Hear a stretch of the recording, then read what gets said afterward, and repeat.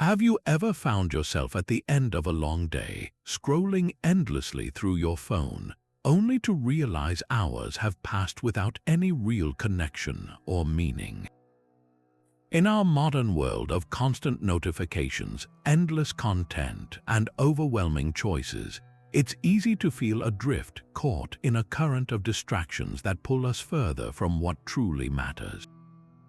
We chase after likes, achievements, and external validation, yet that inner sense of clarity and purpose remains just out of reach. It's a feeling so many of us share, this quiet longing for something deeper, something real beneath the noise. What if there was a way to cut through all that clutter and reconnect with what's truly important? What if you could find a steady anchor in the midst of life's chaos? This isn't a new struggle. In fact, it's one that humans have grappled with for thousands of years, and one philosophy born in ancient times but more relevant than ever today offers a powerful path forward: Stoicism. Far from being just a set of abstract ideas, Stoicism is a practical guide for living, a way to cultivate resilience, wisdom, and inner peace no matter what life throws your way. It teaches us how to distinguish between what we can control and what we cannot, how to respond rather than react, and how to live in alignment with truth and virtue. In this video, we're going to explore 25 deeply grounding questions rooted in Stoic wisdom, questions designed to help you pause, reflect, and recenter yourself when the world feels overwhelming. These aren't just theoretical exercises, they're tools you can use in your daily life to navigate challenges with greater clarity and courage. Whether you're facing stress at work, uncertainty in relationships, or simply the busyness of modern existence, these questions will serve as your compass, guiding you back to your core values and helping you live with intention. So take a deep breath, settle in, and get ready to embark on a journey toward a calmer, wiser, and more grounded you. Let's begin with the first and perhaps most fundamental Stoic question: what is within my control? The ancient Stoics, like Epictetus, famously divided all of existence into two categories: things that are within our power and things that are not. This isn't just a philosophical idea, it's a practical tool for immediate peace of mind. Think about a typical morning. You're driving to an important meeting and suddenly you hit a massive traffic jam. Your heart rate spikes, frustration builds, and you can feel the anxiety taking over. But let's apply the question: can you control the traffic? Absolutely not. The line of cars, the timing of the lights, the accident up ahead, these are all external events completely outside your command. What is within your control? Your reaction, your breathing, the choice to put on a calming podcast instead of stewing in anger, the decision to call ahead and let them know you'll be late. This shift in focus from the uncontrollable event to your controllable response is where your power truly lies. This principle extends far beyond traffic. Consider criticism from a colleague or a family member. Their words and opinions are not yours to control. You cannot reach into their mind and change what they think. But your judgment of their criticism, your decision to either learn from it or let it go, and your response, whether it's with defensiveness or grace, that is 100% your domain. Every single day, we pour immense energy into trying to change things we cannot: other people's feelings, past mistakes, market fluctuations, the weather. This endless striving is a primary source of our anxiety and exhaustion. Stoicism invites us to redirect that precious energy inward to the one place where we have absolute sovereignty: our own will, our own choices, our own character. By regularly asking, "What is within my control?" you train your mind to stop wrestling with the immovable objects of the world and start exercising the muscle of your own agency. It grounds you in the reality of the present moment, freeing you from the frustration of what might have been and the fear of what might be. This question is your anchor. It's the first step toward a life not of passive acceptance, but of empowered and deliberate action. This leads us directly to a second, incredibly powerful question that builds on the first: what is true and what is assumption? While the first question helps us manage our reactions, this one helps us ensure our reactions are even appropriate in the first place. The Stoics understood that a huge amount of our emotional turmoil doesn't come from the actual events of our lives, but from the stories and judgments we layer on top of them. Think of it like this: an event happens, and before we even process the raw facts, our minds have already written a whole novel about what it means, why it happened, and what will happen next. We confuse our interpretation for the truth itself. Marcus Aurelius, the emperor who ruled one of the most powerful empires in history, constantly reminded himself of this distinction in his private journal. He wrote, "If you are pained by any external thing, it is not this thing that disturbs you, but your own judgment about it, and it is in your power to wipe out that judgment now." He wasn't dismissing pain, he was highlighting its true source. Imagine receiving a brief, terse email from your boss that just says, "See me in my office at 3." The fact is that you have a meeting scheduled, that's the truth. The assumption, the story, might be that you're in trouble, that you've made a mistake, that you're about to be fired. Your heart starts racing, your stomach clenches, and you spend the next few hours in a state of pure anxiety. You have just suffered tremendously because of a story you authored, not a fact you witnessed. Epictetus, who was born a slave, drove this point home with even more starkness. He said, "Men are disturbed not by things, but by the views which they take of them." He urged his students to practice separating the plain event from their added opinion. Someone cuts you off in traffic. The event is that a car moved into your lane abruptly.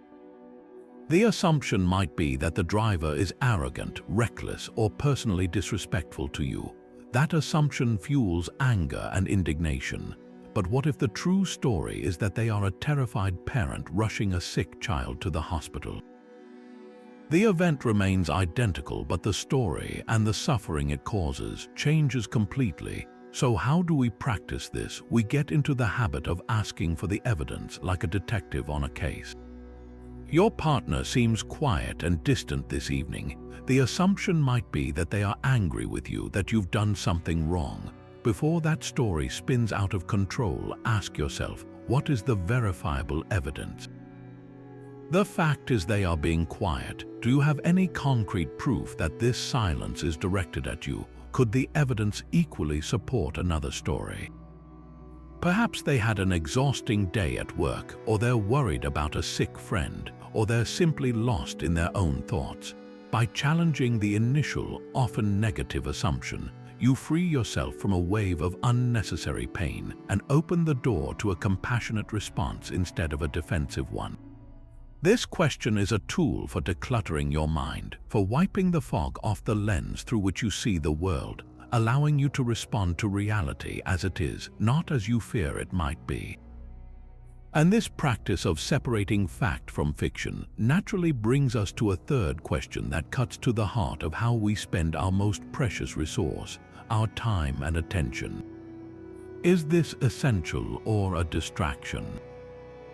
The ancient Stoics were intensely focused on the idea of living a life of purpose, which meant constantly evaluating their activities against a single, unwavering standard. Does this contribute to my virtue and character, or does it pull me away from it? In a world that bombards us with endless demands on our attention, from social media notifications to the pressure to constantly be busy, this question acts as a filter for our lives. Marcus Aurelius, despite the immense power he wielded as emperor, repeatedly reminded himself to strip away the unnecessary. He wrote, "If you seek tranquility, do less." But he wasn't advocating for laziness. He clarified, do less better, because most of what we say and do is not essential. If you can eliminate it, you'll have more time and more tranquility. The doing less he speaks of is the intentional elimination of the non-essential, the distractions, the busy work, the pursuits driven by ego or the desire for external validation. The doing better is the full, focused application of your energy on the few things that are truly meaningful. acting with integrity, fulfilling your duties with excellence, and contributing to the common good. So how do we apply this today? Start by looking at your to-do list or your calendar. For each item, ask this Stoic question. Is scrolling through social media for an hour essential to your growth, or is it a distraction from a difficult task you're avoiding? Is saying yes to another networking event essential for your core goals, or is it a distraction born from a fear of missing out? Often, we fill our days with motion that feels like progress, but actually keeps us from doing the hard, essential work that leads to real fulfillment. We confuse being busy with being effective. A practical Stoic tip is to define what essential means for you. For the Stoics, the essential was always tied to the four cardinal virtues: wisdom, courage, justice, and temperance. Does this action cultivate wisdom? Does it require courage? Is it just and fair to others? Does it demonstrate self-control? If the answer is no, it's likely a distraction.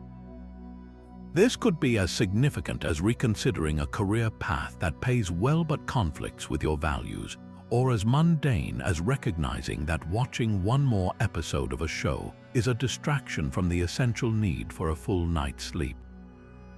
By making this question a habitual part of your decision-making process, you begin to consciously design a life that aligns with your deepest values, rather than unconsciously reacting to every pull and demand the world throws at you.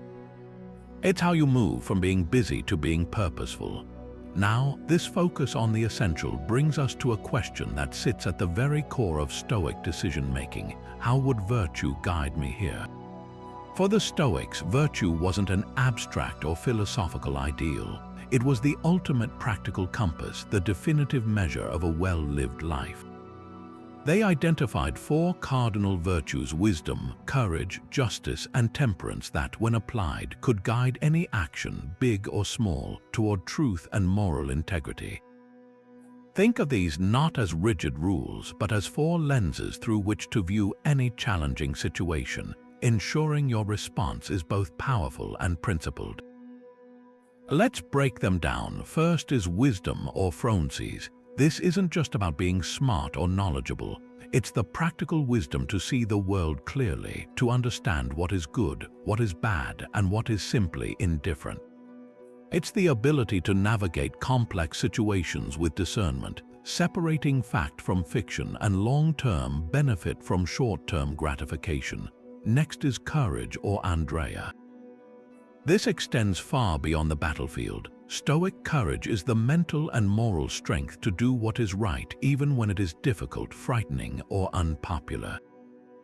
It's the courage to speak a difficult truth, to stand up for someone, or to admit you were wrong. The third virtue is justice, or dikaiosine. This is the commitment to fairness, kindness, and community in all your interactions. It reminds us that we are part of a larger whole and that our actions should contribute to the good of others, not just ourselves. Finally, there is temperance, or sophrosyne, the practice of self-regulation and moderation. It's about exercising restraint over our desires, impulses, and emotions, ensuring they serve us rather than control us. So how do we actually use this framework? Imagine you're in a tense team meeting at work. A colleague presents an idea you strongly believe is flawed and could harm the project. The easy, passive path is to stay silent to avoid conflict. But let's apply the virtues. Wisdom asks you to assess the situation objectively.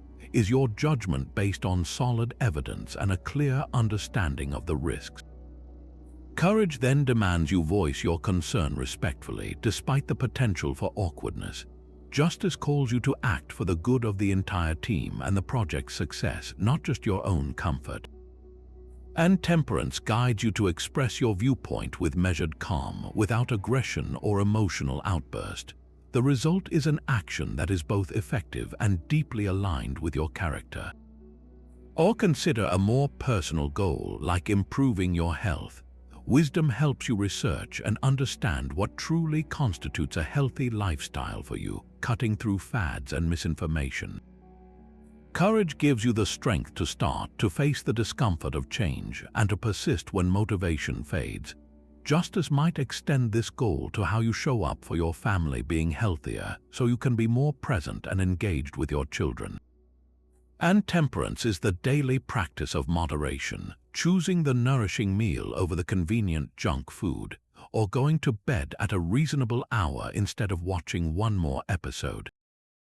By filtering your decisions through these 4 virtues, you stop asking, "What do I feel like doing?" and start asking, "What is the right thing to do?" This shifts your life from being reactive to intentional, building a deep and unshakable sense of integrity because you know your actions are consistently grounded in principle, not fleeting emotion.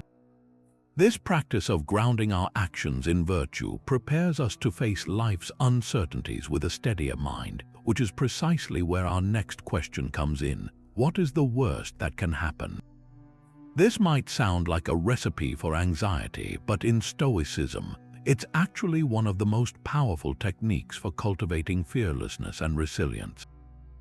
The Stoics called this premeditatio malorum, which translates to the premeditation of evils.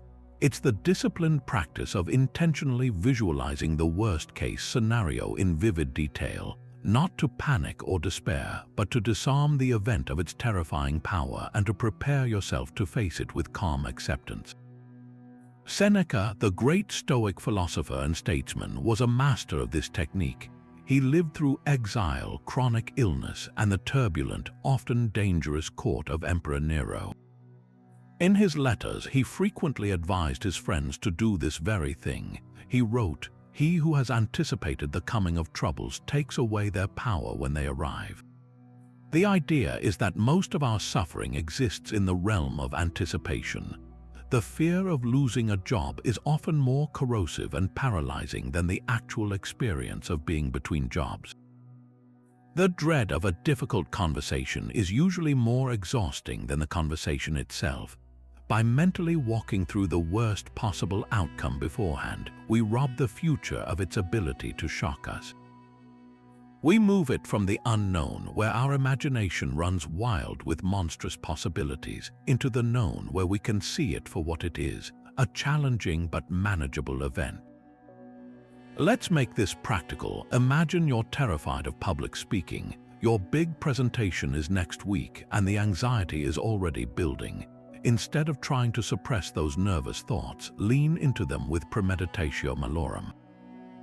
Sit down quietly and actively visualize the worst-case scenario. Picture yourself stumbling over your words, see the projector failing, hear the silence of an unresponsive audience. Feel the heat of embarrassment on your face. Now, here's the crucial Stoic twist. Follow the scenario all the way through. So what if that happens? Will the world end? Will you be physically harmed? No. You will feel embarrassed, certainly. You might have to take a breath, acknowledge the hiccup, and continue. Perhaps someone will ask a question you can't answer. You can simply say, "That's an excellent question. I don't have that data with me, but I will find out and get back to you." The presentation will end. You will walk out of the room. Life will go on. By visualizing the event and your calm, reasoned response to it, you transform a nebulous horror into a series of concrete, survivable steps. You realize that even the worst is something you can handle.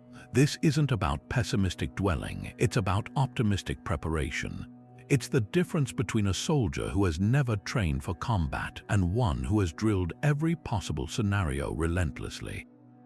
When the chaos comes, the trained soldier doesn't freeze their body and mind know what to do. Premeditatio malorum is your mental and emotional drill. It builds a foundation of courage not by pretending bad things won't happen, but by giving you the profound confidence that you have the inner resources to deal with them when they do. It's the ultimate practice in hoping for the best while being calmly prepared for the worst, allowing you to engage with life's challenges not from a place of fear, but from a place of grounded strength. This practice of calmly preparing for adversity is only possible when we can master our internal reactions, which brings us to a vital crossroads in any challenging moment. Am I acting from reason or emotion? The Stoics placed immense value on our capacity for rational thought.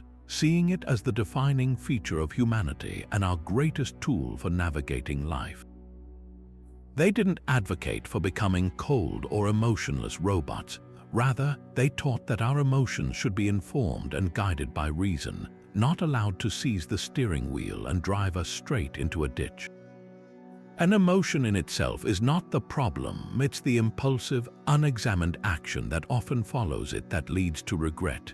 Think of your mind as a chariot with two powerful horses pulling it. One horse is your rational mind, calm and clear-eyed, and the other is your emotional mind, all raw passion and energy. A skilled charioteer, that's your conscious self, knows how to rein in the emotional horse, to direct its power in harmony with the rational one, so the chariot moves forward with purpose and control. But if the emotional horse bolts, it can drag the entire chariot off course, leading to a crash. Asking, "Am I acting from reason or emotion?" is how you check your grip on the reins. It's that crucial moment of pause between a stimulus and your response, the space where your freedom and power truly reside. History provides a stark and powerful example in the Roman statesman Cato the Younger. He was a staunch Stoic and a man of unshakable principle, living in a time of immense political corruption and civil war. When his political rival, Julius Caesar, emerged victorious, Cato faced a devastating defeat. The emotional, reactive response would have been rage, perhaps a desperate and futile last stand that got more of his followers killed, but Cato chose reason.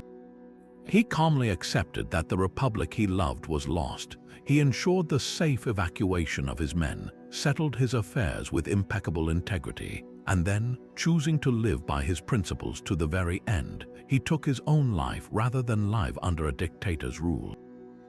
His final acts were not a passionate outburst but a deeply reasoned conclusion, a tragic yet powerful demonstration of acting from conviction rather than fleeting feeling.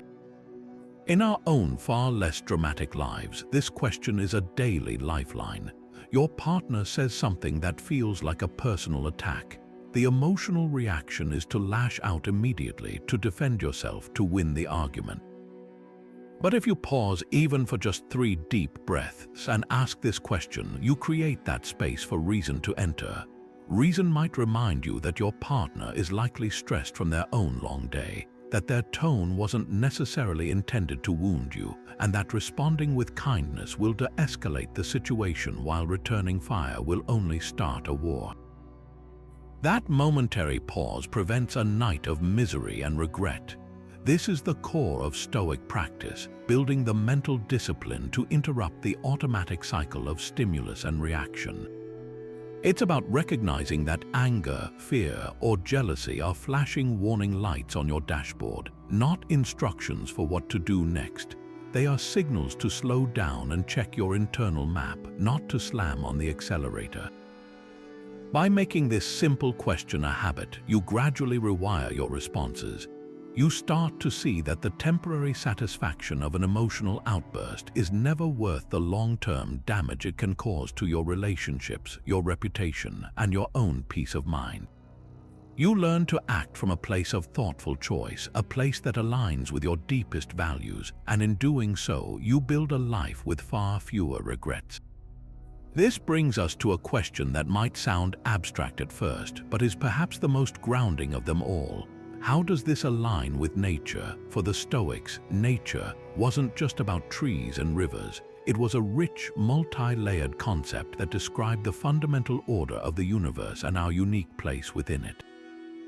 To live in accordance with nature meant to live in harmony with reality itself, to accept the way things are, to fulfill our designed purpose, and to recognize our role as a small but integral part of a vast, interconnected whole. It was the ultimate recipe for a life of peace and purpose, because it meant letting go of the exhausting struggle against the grain of existence. We can break this down into 2 powerful parts. First, aligning with nature means accepting reality without resistance. The Stoics observed that nature operates according to fixed, rational laws. Gravity exists, seasons change, and all things are impermanent. To rage against these facts is as futile as shouting at the rain. When we struggle against what is true, when we deny a diagnosis, resist a necessary ending, or obsess over a past we cannot change, we create our own suffering.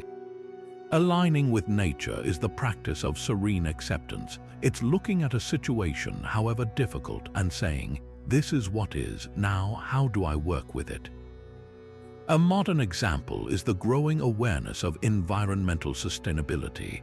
Fighting against the reality of climate change with denial or apathy creates long-term chaos. Aligning with nature means accepting the scientific evidence and then changing our habits, innovating new technologies, and working within the actual system to create a healthier planet. It's working with the grain of reality, not against it. The second part of this principle is about fulfilling our own human nature. The Stoics believed that our defining feature, what sets us apart from other creatures, is our capacity for reason and our innate drive toward community and cooperation. Therefore, to live against our nature is to act irrationally, to be ruled by unchecked emotions, to be selfish or cruel, to isolate ourselves. To live in accordance with our nature is to use our reason to make wise choices, to act with justice and kindness toward others, and to contribute to the common good. Think of a brilliant but ruthless CEO who maximizes profits by exploiting workers and polluting the environment.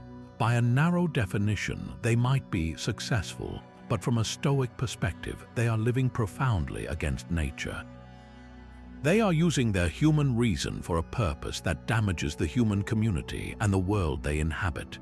They are like a hand that refuses to work with the body, ultimately harming the whole organism, including itself.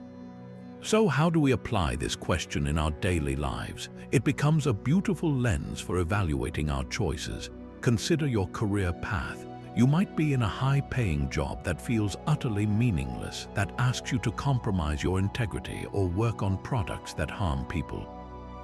Asking, "How does this align with nature?" pushes you to see the misalignment. It's not fulfilling your human nature to reason, create, and contribute. It's out of sync with your core self, and that dissonance creates a deep, lingering anxiety. The question nudges you toward work that feels more authentic and purposeful.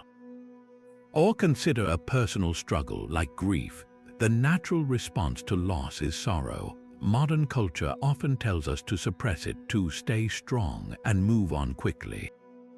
But aligning with nature means accepting grief as a natural, human, and necessary process.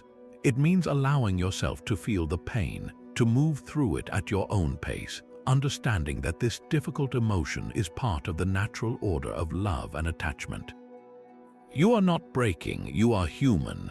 By asking this question, we grant ourselves permission to be exactly where we are, to honor our emotions without being controlled by them, and to trust that we are part of a larger pattern that includes both joy and sorrow, beginnings and endings. It is the ultimate act of coming home to truth, to what is real, and finding a profound sense of groundedness right there. Now, let's turn inward to a question that connects all these practices to our deepest identity. What would my best self do? This powerful inquiry moves us beyond simply managing reactions or making decisions. It invites us to actively construct the person we aspire to be. Marcus Aurelius constantly engaged in this practice within his private writings, which we now know as his Meditations.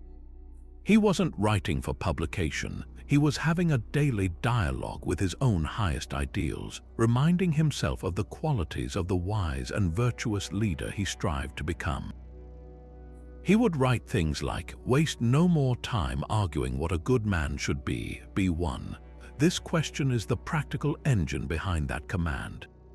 It forces a pause where we can consciously choose our next action, not based on habit, impulse, or external pressure, but based on a deliberate alignment with our own potential.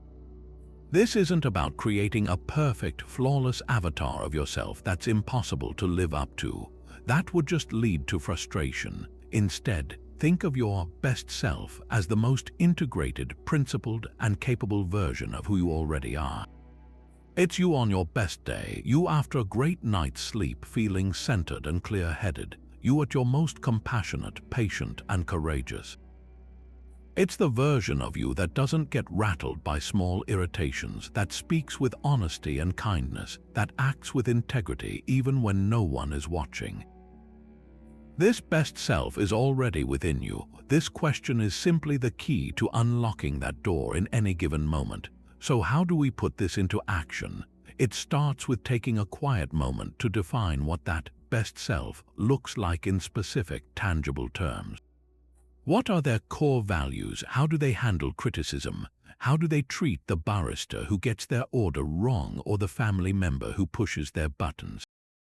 Once you have a clear picture, you can use it as a real-time guide. Imagine you're about to enter a difficult performance review with an employee. You're feeling defensive and annoyed. Right before you walk into the room, you take a breath and ask, "What would my best self do?" Instantly, your mindset shifts. Your best self wouldn't go in ready for a fight. Your best self would enter with the intention of being fair, of listening first, of offering constructive feedback designed to help the other person grow, and of having the courage to also hear criticism about their own leadership. This single question reorients your entire purpose for the conversation from self-protection to mutual growth. This practice is incredibly effective for breaking out of negative patterns. Consider a common scenario. You've had a long, exhausting day and you walk through the door at home. All you want is silence and to scroll on your phone, but your partner or your children need your attention and energy. The easy, automatic reaction is to be short with them, to retreat into your own exhaustion. But if you pause and ask what your best self would do, a different path emerges. Your best self, the loving parent or partner, would recognize that their need for connection is more important than your need for escape in that moment. Your best self would put the phone away, give a real hug, and ask about their day, knowing that this small investment of energy actually deepens relationships and builds a home filled with warmth rather than isolation. It's not about being a perfect person, it's about making a better choice in a pivotal moment, and each time you do, you strengthen the neural pathways of that best self, making it easier to access next time. You are quite literally building your character one conscious decision at a time. This brings us to a question that sharpens the Stoic blade of control into an even more practical tool for daily life. Is this within my sphere of influence? While the fundamental dichotomy of control asks us to separate what is ours from what is not, this question invites a more nuanced exploration, acknowledging that many things in life exist not in black and white, but in a vast gray area of potential influence.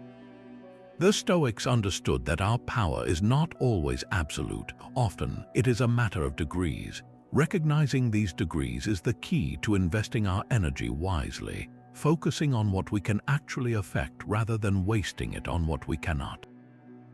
We can think of this as three distinct rings of engagement. The innermost ring is your sphere of direct control. This is the smallest, most intimate circle, containing only your own mind, your judgments, your choices, your values, and your actions. This is the core of your sovereign territory, the only place where your power is 100% absolute. As Epictetus stated, your reasoned choice is the one thing that is truly yours and cannot be taken away. The second, much larger ring is your sphere of indirect influence. This encompasses everything where your actions can have an effect, but the final outcome is not guaranteed.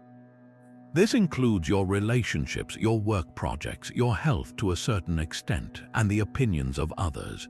You can pour effort into a project, but a client might still say no.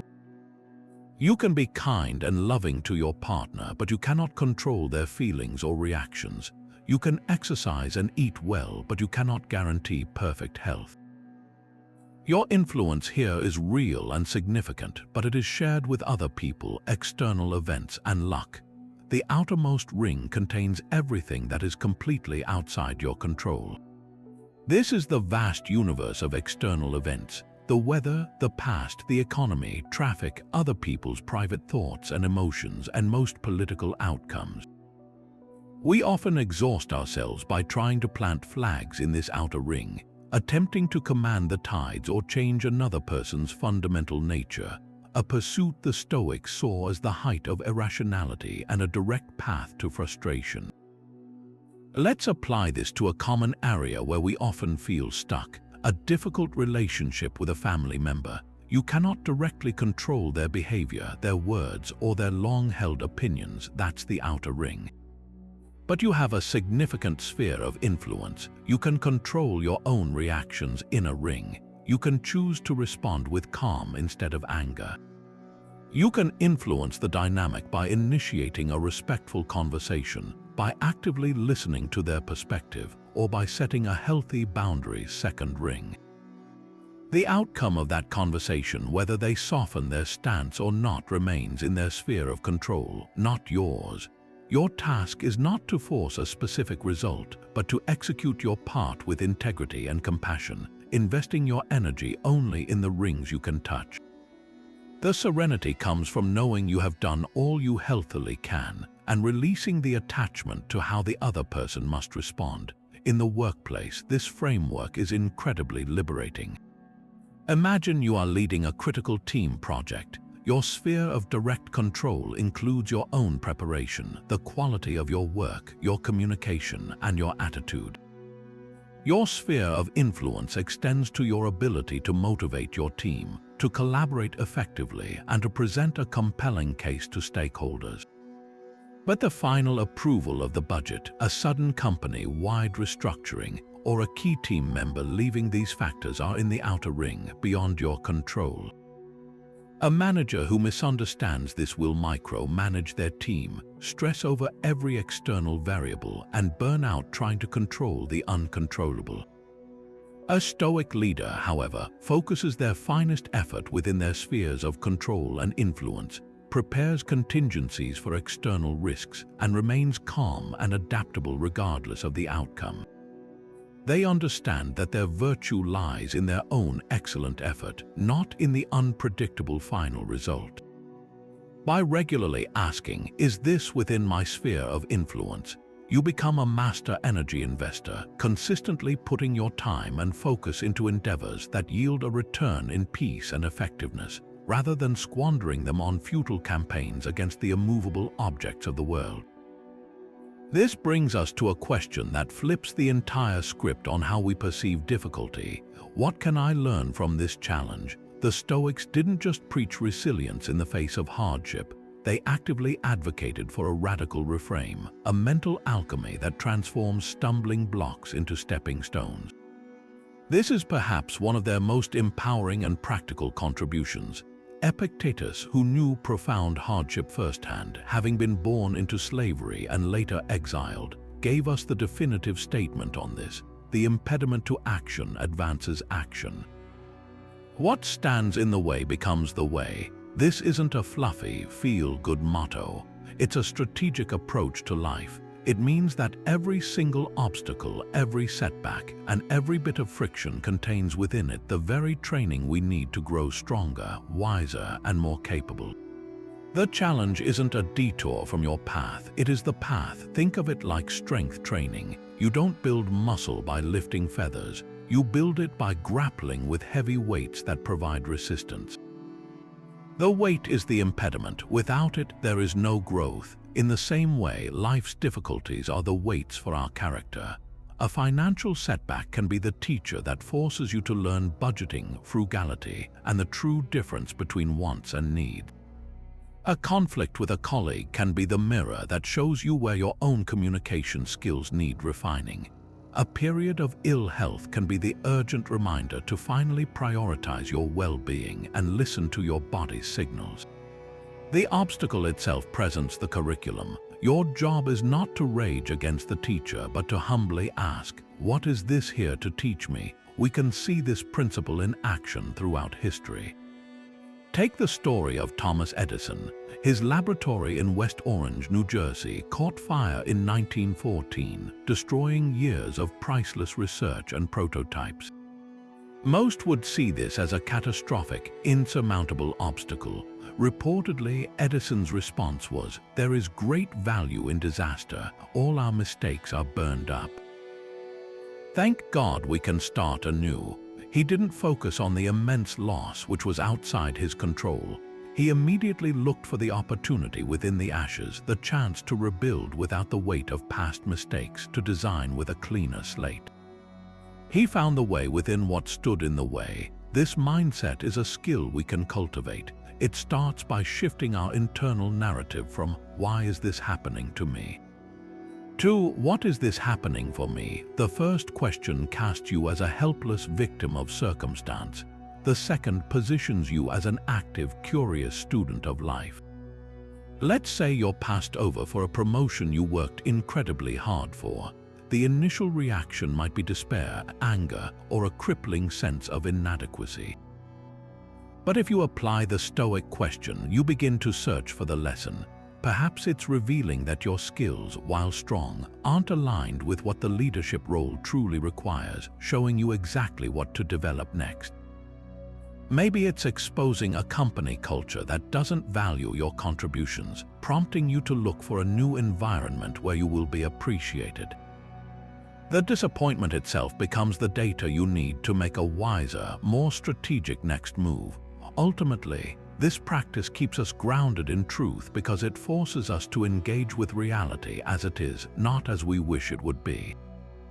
It rejects passive complaining and empowers proactive learning. Every challenge, from a minor inconvenience to a life-altering event, becomes a question on the final exam of character. By consistently asking what we can learn, we stop seeing ourselves as characters to whom things happen and start seeing ourselves as the authors of our own growth. We develop a quiet confidence that no matter what life throws at us, we have the tools to not only endure it but to extract value from it, emerging on the other side more resilient and resourceful than we were before. Amidst our striving for what we lack and our management of life's challenges, it's easy to develop a kind of spiritual blindness to the good that is already present in our lives. We chase the next promotion, the newer car, the bigger house, and in doing so, we unintentionally train our minds to focus on a horizon of absence, on everything we don't yet have. This constant state of wanting is a profound source of discontent, a low-grade anxiety that we can carry with us for years. The Stoics offered a powerful antidote to this conditioning, a practice designed to shatter that blindness and jolt us into a vivid awareness of the present moment's riches. It all begins with asking a simple but transformative question: am I truly grateful for what I have right now? This isn't about merely listing your blessings in a quick mental exercise. The Stoic approach to gratitude is far more active and visceral. Their most powerful tool for this is a technique known as negative visualization, or in Latin, premeditatio malorum, the premeditation of evils. While we previously discussed this as a tool for preparing for adversity, it also serves a second, equally vital purpose. It is the ultimate engine for generating genuine gratitude. The practice is disarmingly simple. You deliberately take a few moments to vividly imagine the loss of something or someone you currently possess and cherish. You don't do this to invite anxiety, but to accomplish the exact opposite, to realize that everything you have is, in a sense, already on loan from the universe, and that its temporary nature is what makes it so incredibly precious. Let's make this tangible. Before you kiss your partner goodbye in the morning, pause for just a second and truly see them. Imagine with stark clarity what it would feel like if they were not there tomorrow. Not in a morbid way, but in a way that allows you to feel the immense value of their presence right now. That momentary mental exercise can transform a routine, distracted peck on the cheek into a profound act of connection and appreciation. Or consider your ability to see. Look out your window at a tree. Now close your eyes and imagine what it would be like if that sense were taken from you, if your world were permanently dark. When you open your eyes again, the green of the leaves will seem almost shockingly vibrant.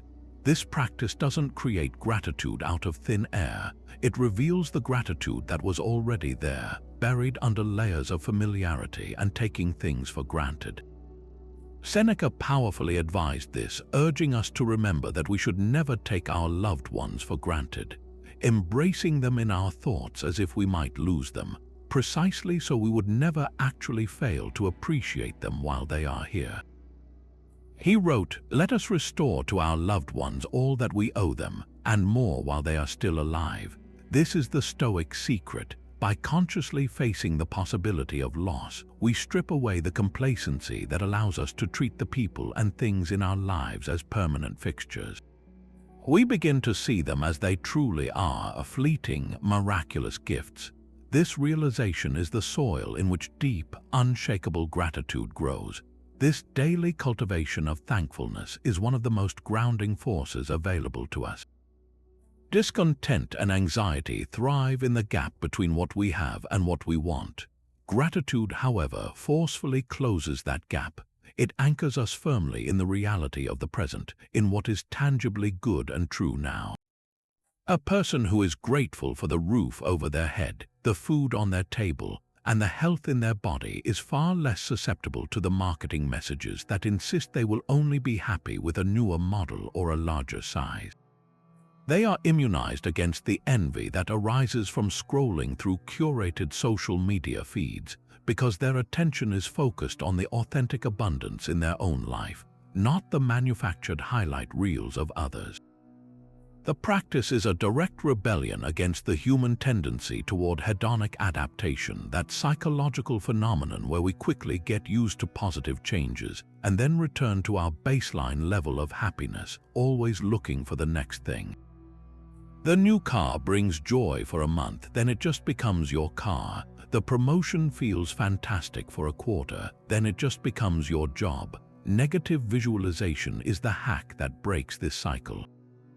It constantly resets your baseline, reminding you that your ordinary life is full of extraordinary things that you once only dreamed of having. This isn't about encouraging passivity or suggesting we should never have goals. It's about ensuring we pursue those goals from a place of abundance and excitement, not from a place of lack and desperation. When you operate from a foundation of gratitude, your ambitions are fueled by a positive vision of the future, not by a rejection of your present. You move forward because you are drawn by possibility, not because you are running from discontent. This is how Stoic gratitude becomes a superpower for a grounded and joyful life. This profound sense of gratitude for our own fortunes naturally opens our eyes to the needs of others, guiding us to our next essential inquiry: how does this serve the common good? For the Stoics, the pursuit of wisdom and inner peace was never a solitary, self-centered endeavor. They believed fervently that we are inherently social creatures, born for community and cooperation, and that our rationality was given to us not just for private gain, but to contribute to the welfare of the whole human family. To live a virtuous life, therefore, was inextricably linked to acting for the benefit of others. This question shifts our focus from a narrow, "what's in it for me?" to a more expansive, "how can my actions create a ripple of benefit?" No Stoic writer articulated this duty more passionately than Seneca, the wealthy advisor to Emperor Nero. In his extensive letters, he tackled the topic of wealth and philanthropy head-on, arguing that riches are not a personal trophy to be hoarded but a resource to be managed for the benefit of society. He saw the wise person as a faithful administrator of their fortune, not its owner. In one powerful passage he writes, "What use is it to humanity if you lock away your gold?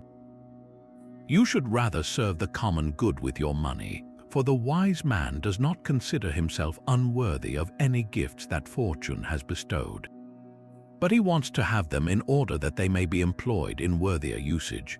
For Seneca, wealth was a tool, and its true value was measured not by the size of the vault it was stored in, but by the number of people it could help lift up.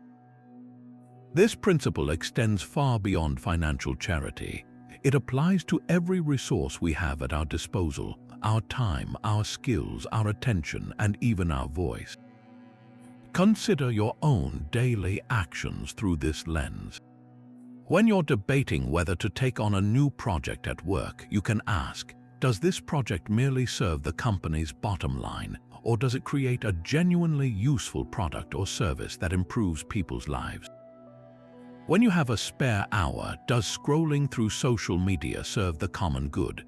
Or could that hour be better spent mentoring a junior colleague, calling a lonely relative, or volunteering your expertise to a local community organization? This isn't about grand, heroic gestures. It's about the cumulative impact of countless small choices made with a consciousness of our interconnectedness. We can see the failure to ask this question play out in the modern world. A company that prioritizes shareholder profits above all else, polluting the environment or exploiting labor, is acting directly against the Stoic concept of the common good. Its actions might be legally permissible and financially lucrative in the short term, but they are unjust and therefore fundamentally irrational from a Stoic perspective, because they harm the very community of which the company is a part. Conversely, a business that asks this question might invest in sustainable practices, pay a living wage, and create products that solve real problems. It understands that its long-term health is tied to the health of the society it operates within. On a personal level, this practice cultivates a profound sense of purpose that transcends our individual worries. The anxiety that often arises from focusing exclusively on our own problems can begin to dissolve when we turn our attention outward to how we can be of service. Helping others is not a distraction from our own path. It is a central part of the path itself. It grounds us in the tangible reality of human connection and reminds us that we are part of something much larger than ourselves. By making "How does this serve the common good?" a regular checkpoint for our decisions, we ensure that our journey toward a grounded life is not a lonely pilgrimage but a shared endeavor, building a legacy of contribution that is the ultimate mark of a life well lived. This practice of serving the common good connects us to something larger than our individual lives, but to truly grasp our place in the grand scheme of things, we must occasionally pull back the lens even further. This brings us to a question that has the power to instantly dissolve anxiety and put every minor frustration into its proper perspective. What is the bigger picture? The Stoics, particularly the Emperor Marcus Aurelius, were masters of this cosmic viewpoint. He would regularly remind himself in his private writings to look up at the stars, to contemplate the vastness of the universe and the unimaginable stretch of time, both past and future. This wasn't an exercise in astronomy, it was a profound psychological tool for grounding himself in reality. When viewed from this immense scale, our daily worries, our squabbles, our thirst for recognition, and our fear of embarrassment are revealed for what they truly are: tiny, fleeting specks in an infinite cosmos. Marcus Aurelius wrote, "You can rid yourself of many useless things among those that disturb you, for they lie entirely in your imagination. And you will then gain for yourself ample space by comprehending the whole universe in your mind." He was urging himself to trade the cramped, suffocating space of his own anxieties for the liberating vastness of a universal view. Think about a problem that feels overwhelming right now: a disagreement with a neighbor, a stain on your reputation at work, the stress of an upcoming deadline. Now imagine looking down on our planet from the window of the International Space Station. You see a beautiful, fragile blue marble hanging in the blackness of space. Can you see your street, your office building? The entire theater of human drama is invisible from that distance. All of recorded history, every war, every empire, every love story has happened on that tiny speck. This perspective doesn't make our lives meaningless, it makes our worries less significant. It helps us distinguish between what is truly important and what is merely noisy ego. This practice is incredibly effective for dealing with social anxiety and the fear of what others think of us. That deep-seated dread of saying the wrong thing or being judged at a party can feel all-consuming in the moment. But when you apply the bigger picture lens, you realize that in the grand sweep of cosmic time, this single social event is less than a blink.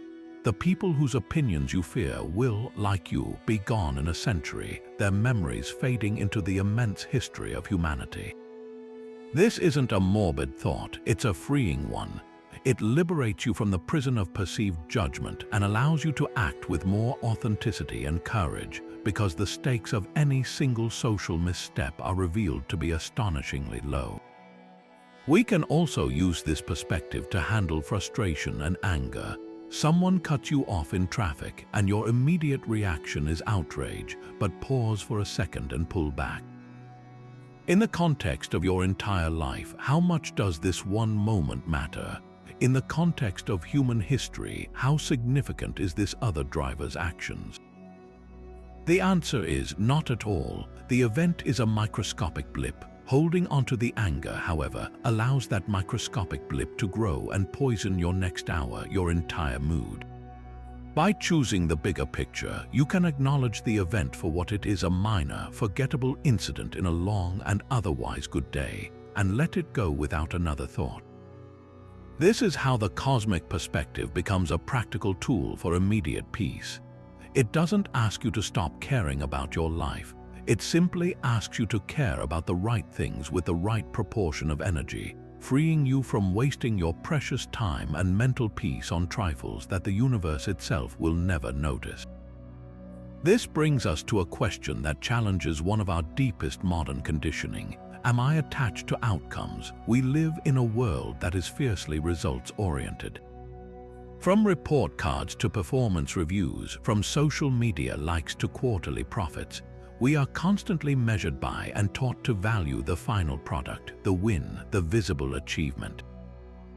But the Stoics offered a radically different and profoundly liberating metric for success: the quality of your effort, not the outcome of your endeavor. This distinction is the key to maintaining your equilibrium whether you experience triumph or failure, because it places your sense of worth and peace firmly within your own hands, making it independent of the fickle and unpredictable external world. The core of this idea is found in the famous Stoic archer analogy used by philosophers like Cicero. Imagine an expert archer. His goal is to hit the bullseye. To do this, he must do everything within his power. He must select the best arrow, carefully string his bow, take perfect stance, adjust for the wind, focus his gaze, and release the string with a steady hand. All of these actions are within his complete control. He can execute each step with flawless technique and maximum effort. However, the moment the arrow leaves the bowstring, his control ends. A sudden gust of wind could knock it off course, a bird could fly into its path, or the target could be moved by someone else. The Stoics argued that the archer's true success lies not in whether the arrow hits the center, which is subject to fortune, but in having done all he could with excellence and focus. If he has done that, he has succeeded perfectly, regardless of the external result. His peace of mind comes from knowing he controlled the controllables. Now, let's translate this from the archery range to your daily life. Consider your career. You're working on a major proposal for a client. The outcome, whether they sign the contract, is not entirely within your control. The client's budget might suddenly get cut, a competitor might underbid you at the last second, or the decision maker might simply be in a bad mood the day they review it. If you are attached to that specific outcome, you set yourself up for anxiety during the process and potential devastation upon rejection. The Stoic approach is to shift your entire focus to your sphere of control. Your success is redefined as: did you research the client's needs thoroughly? Did you craft the most compelling proposal you are capable of? Did you present it with clarity and confidence? If you can answer yes to these questions, you have already won. The final decision is simply data. It might offer feedback for next time, but it does not define the worth of your effort. This mindset allows you to walk out of any presentation with your head held high, regardless of the verdict, because your self-assessment was based on your actions, not their reaction. This principle is perhaps even more crucial in the realm of relationships. You cannot control another person's feelings, their level of commitment, or their willingness to change. If you enter a relationship with a specific, attached outcome in mind, like expecting your kindness to be reciprocated in exactly the way you envision, or your advice to be immediately acted upon, you are guaranteeing yourself frustration. Your partner may need space when you want connection, or they may process emotions differently than you do. The Stoic advice is to focus on bringing your own virtue to the relationship, to be patient, to listen, to act with justice and kindness, and to communicate clearly. Your job is to be the best partner you can be. Your partner's response belongs to them. Detaching from the outcome allows you to offer love without keeping a hidden scorecard, to give without the constant anxiety of what you will get in return. It transforms your interactions from a transaction into a genuine expression of your character. Detachment from outcomes is not the same as apathy or not caring. This is a critical distinction. The Stoic archer absolutely cares about hitting the target. That's why he practices so diligently. You care deeply about getting the promotion or having a harmonious relationship. The difference is that you are not making your inner peace and self-worth hostage to that result. You are investing your entire effort into the process while holding the result lightly, understanding that it is just one part of a much larger and more complex system that you do not command. This is how you pursue ambitious goals with intense passion, but without the corrosive anxiety that often comes with them. You are freed to do your best work, not because you are desperate for a particular reward, but because doing your best work is its own reward. It is the expression of your virtue. The outcome then becomes a welcome bonus rather than a necessary validation for your existence. This is the ultimate grounding in truth, allowing you to navigate life's uncertainties with effortful engagement and serene acceptance, a combination that is both powerful and rare.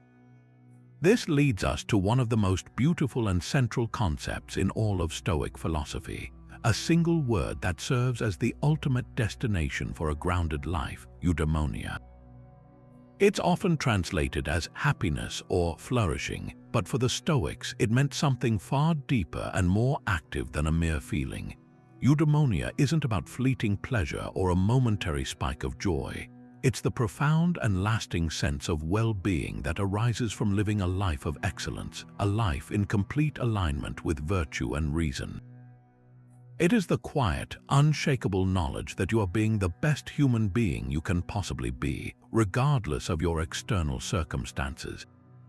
This brings us to a powerful 15th question you can use to evaluate any decision, big or small. How does this contribute to my eudaimonia?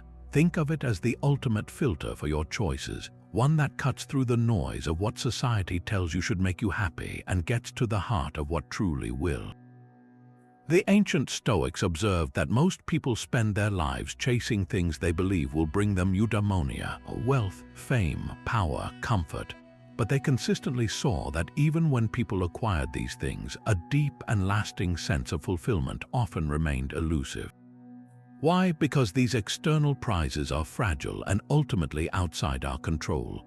You can lose your fortune in a market crash, your reputation in a whisper campaign, your power in an election. Basing your happiness on such shaky foundations is like building a house on sand. Eudaimonia, in contrast, is built on the bedrock of your own character, the one thing that can never be taken from you without your consent. It is an internal flourishing, so how do we apply this in a practical way? Let's take two contrasting examples. Imagine you're faced with a choice on a Friday evening. You could go out with friends for a night of heavy drinking and late revelry, which promises short-term fun and distraction. Or you could choose to stay in, get a full night's rest, and wake up early on Saturday to work on a meaningful personal project or spend quality time with your family. The first option offers immediate, short-term pleasure. The second might seem less exciting in the moment, but which one truly contributes to eudaimonia? The Stoic would ask you to look beyond the immediate buzz. The night of drinking might lead to a hangover, regret, wasted money, and a feeling of emptiness the next day. The choice to rest and engage meaningfully contributes to your health, your sense of accomplishment, your deeper relationships, and your long-term goals. It nourishes your character. One choice subtracts from your flourishing, the other adds to it. This doesn't mean Stoics never have fun or enjoy life's pleasures. Not at all. They simply see pleasures and possessions as preferred indifference. They are nice to have if they are available and can be used virtuously, but they are completely irrelevant to your core happiness and worth. You can achieve eudaimonia in a palace or in a prison cell because it depends solely on your virtuous reasoning, not your address. This is why figures like Nelson Mandela or Viktor Frankl could emerge from decades of unjust imprisonment with their spirits not just unbroken but seemingly magnified. They had focused their energy on what they could control, their inner world, their values, their response to suffering, and in doing so, they cultivated a flourishing that no prison wall could contain. Making this question a regular part of your inner dialogue is like having a wise personal guide for your life. Before making a significant decision, pause and ask, will this action in the long run help me become a more wise, courageous, just, and disciplined person? Or will it merely provide a temporary escape or a hollow victory? Choosing to have a difficult conversation you've been avoiding contributes to eudaimonia because it requires courage and honesty, even though it's uncomfortable in the moment. Mindlessly scrolling through social media for hours, comparing your life to others, typically detracts from it, fostering envy and distracting you from your own path. By consistently choosing the actions that build your virtue, you are quite literally constructing a life of unshakable contentment from the inside out, a life where your happiness is yours alone, independent of the unpredictable tides of fortune. We've explored how to build a life of inner flourishing by focusing on our own virtue, but sometimes in the heat of the moment, we need a more immediate and tangible guide. This is where our next question becomes an incredibly practical tool. What would a wise person do? The Stoics didn't see wisdom as a vague, intellectual concept.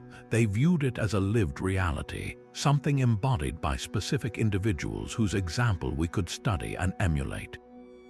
By asking this question, we are essentially borrowing the perspective of someone we respect, creating a moment of pause that allows us to bypass our own emotional reactivity and access a clearer, more reasoned point of view.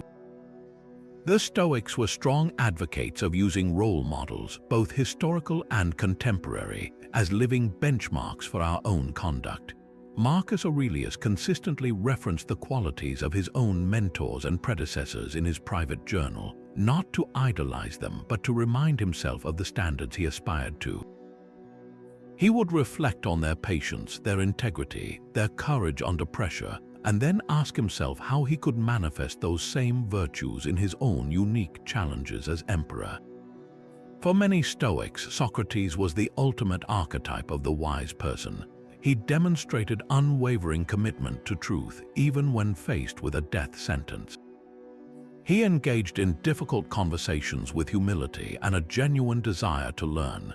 He lived with profound simplicity and was utterly indifferent to public opinion. When confronted with a situation where gossip or slander might be tempting, asking, "What would Socrates do?" provides a clear answer. He would seek direct dialogue and honest inquiry, refusing to engage in anything that would corrupt his integrity or harm the community. This practice is far more dynamic than just following a set of rules. It forces us to think in terms of character and virtue in action. A rule might say, "Do not lie." But a wise person understands the context, the nuances, and the intentions behind speech.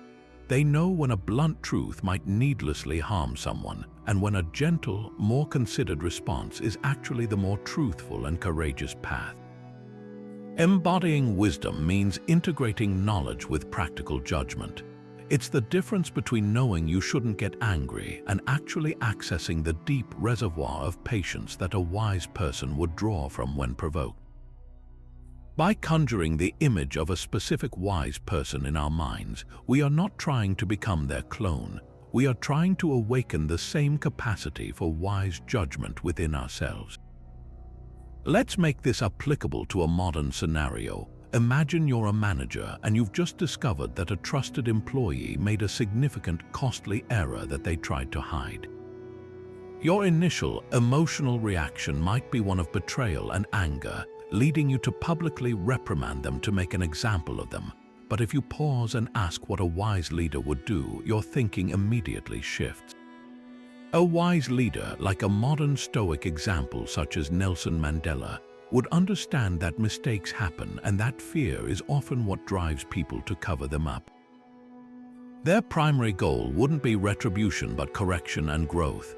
They would call the employee into a private meeting, express disappointment in the concealment but curiosity about the mistake itself, and work together to find a solution that fixes the problem and ensures it doesn't happen again.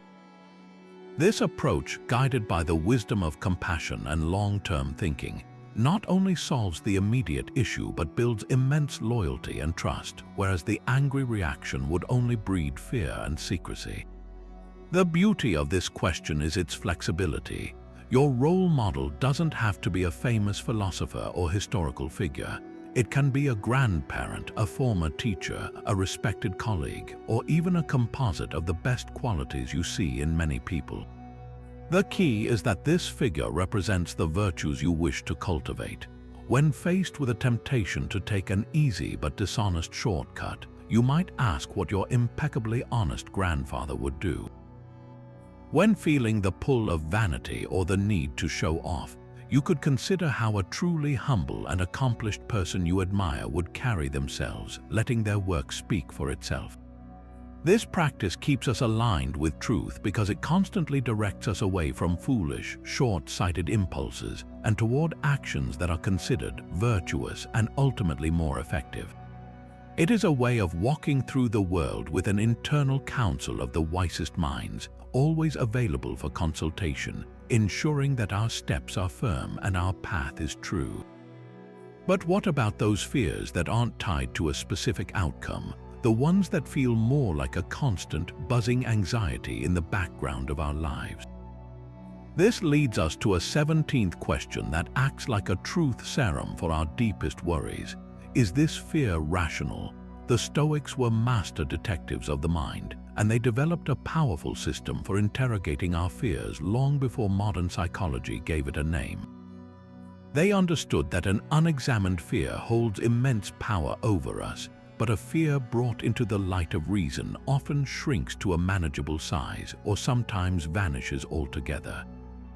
This practice of fear inquiry is in fact the ancient bedrock upon which much of modern cognitive behavioral therapy is built. Let's break down the Stoic method. The first step is to clearly define the object of your fear. What exactly are you afraid of? Often, our anxieties are vague and nebulous, a general sense of dread about the future, a worry that something bad might happen. The Stoic practice demands specificity. You must name it. I am afraid my business will fail. I am afraid my partner will leave me. I am afraid I will get sick. By stating it plainly, you move the fear from the shadowy realm of emotion into the clear light of intellect where it can be analyzed. The next step is the crucial interrogation. Is this a rational fear? A rational fear is based on clear and present evidence of a highly probable immediate threat. The sound of smoke alarms going off in your house triggers a rational fear of fire. An irrational fear, however, is based on a story you're telling yourself about a future that may never come to pass, a story often built on a foundation of assumptions, not facts. Seneca offers us the ultimate tool for this analysis. He said, "We suffer more often in imagination than in reality." He advised his friend Lucilius to conduct a pre-rehearsal of future ills, but with a twist. He said to ask yourself, when gripped by a fear of some future catastrophe, what is the worst that can possibly happen? And then, once you've defined that worst-case scenario, follow it all the way through. So, you're afraid your business will fail. Okay, what then? You would have to downsize, perhaps find a job working for someone else. Would that be the end of the world? Would you still have your health, your family, your ability to think and learn? You would survive, and you would have learned invaluable lessons for your next venture. By walking yourself through the feared event and realizing that even the worst is survivable, you drain the fear of its terrifying power. The monster under the bed, when examined with a flashlight, is often just a dusty old suitcase. This Stoic technique is the direct ancestor of the CBT practice of cognitive restructuring or decatastrophizing.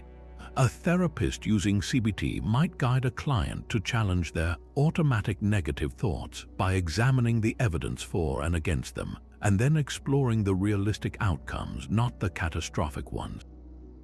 The Stoics were doing the same thing 2,000 years earlier with papyrus and ink. For example, if you have a fear of public speaking, your irrational thought might be, "I will humiliate myself and everyone will laugh." The Stoic interrogation would ask, what is the evidence that this will happen? Have you prepared? Is the audience genuinely hostile, or are they likely to be supportive? And even if you do stumble over a word, will people really remember it a week later? The realistic outcome is that you might feel nervous, you might make a minor mistake that nobody else notices, and you will get through it. This rational assessment doesn't eliminate the nervous energy, but it prevents that energy from spiraling into full-blown panic. Applying this question in daily life is like installing a mental firewall against anxiety. The moment you feel that familiar knot of dread forming in your stomach, you pause and initiate the inquiry. I am feeling afraid. What am I afraid of? Is this fear rational? This simple act of naming and questioning creates a critical gap between the feeling and your identification with it. You are no longer just anxious. You are a person experiencing a sensation that you are now choosing to investigate. This shift in perspective is profoundly empowering. It moves you from being a victim of your fear to being an observer of it, and ultimately the judge of its validity. By consistently practicing this Stoic logic, you train your mind to default to reason instead of panic, building a resilience that allows you to engage with life's genuine uncertainties without being tormented by the imaginary ones. This profound shift from interrogating our fears to fully embracing our reality brings us to a question that represents the pinnacle of Stoic acceptance. How can I practice amor fati? While this Latin phrase, meaning love of one's fate, is most famously associated with the philosopher Friedrich Nietzsche, its spirit beats at the very heart of Stoic philosophy. It is the radical, proactive stance of not merely accepting everything that happens in your life, but of embracing it all, the joyful, the painful, the triumphant, and the tragic, as necessary and even good. It is the decision to look at the entire tapestry of your existence, with all its tangled threads of light and dark, and to affirm it completely without reservation. This is not passive resignation. It is an active, passionate love affair with reality itself, exactly as it is. The Stoic version of this concept is beautifully captured in the writings of Epictetus and Marcus Aurelius. Epictetus, who was born into slavery and endured a lifetime of physical hardship, instructed his students that every event has two handles, one by which it can be carried and one by which it cannot. If your brother wrongs you, he said, do not take up the handle of the wrong. That is the handle by which it cannot be carried. Instead, take up the handle that he is your brother, that you were raised together. This is the handle by which it can be carried. You are not loving the wrong itself, but you are loving the larger context of your relationship and the opportunity it presents for patience, understanding, and forgiveness. You are loving your fate as a brother, which includes both the good and the difficult moments. Marcus Aurelius expressed a similar sentiment when he wrote, "A blazing fire makes flame and brightness out of everything that is thrown into it."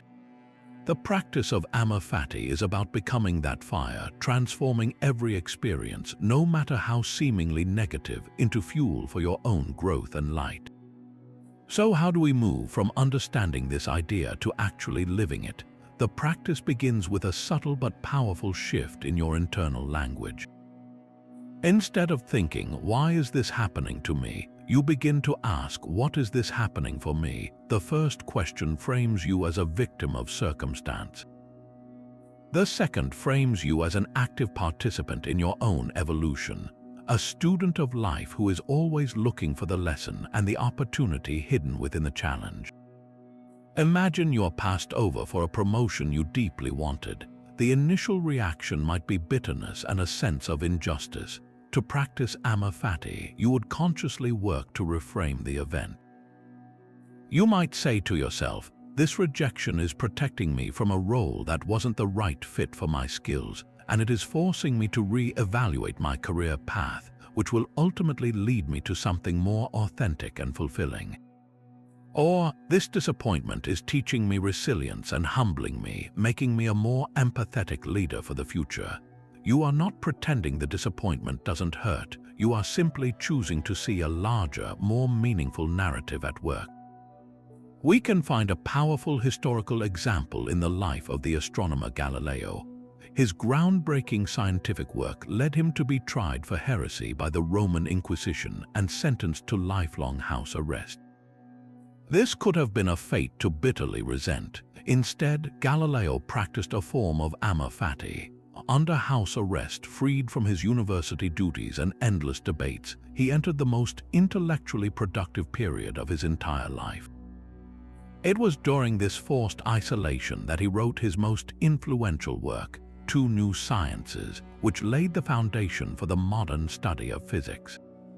He took the bitterest lemon life could hand him and made not just lemonade but a groundbreaking scientific treatise. He used the constraints of his fate as the very container for his greatest contribution. This practice is the ultimate grounding in truth because it utterly rejects the fantasy of a different, better, easier life that you were supposed to have. It calls you to fully invest in the one life you actually have, with all its unique textures and challenges. When you practice amor fati, you stop wasting energy fighting against the unchangeable facts of your past and present. You integrate them into your story, not as scars to be hidden, but as essential chapters that shaped who you are.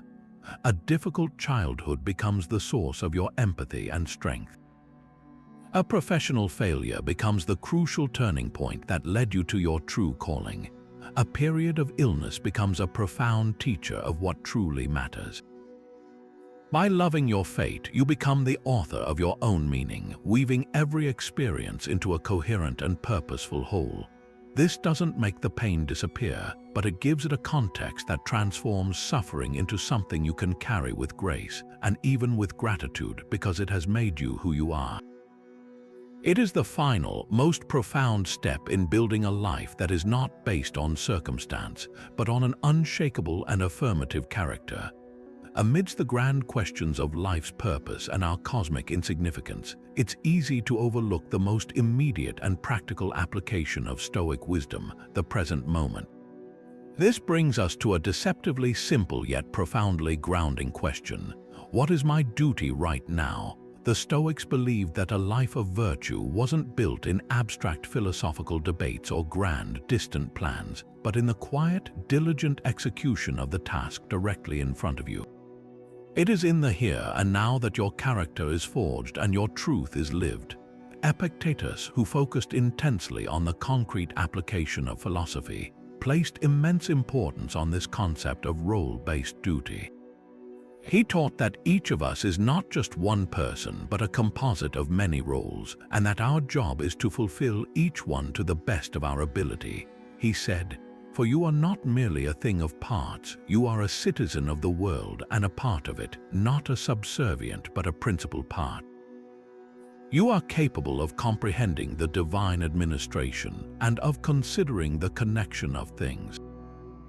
What then does the character of a citizen require? To hold no private interest, to deliberate about nothing as though detached from the whole, but to act as the hand or foot would if they had reason and understood the constitution of nature, for they would never be moved, nor would they desire anything but with reference to the whole.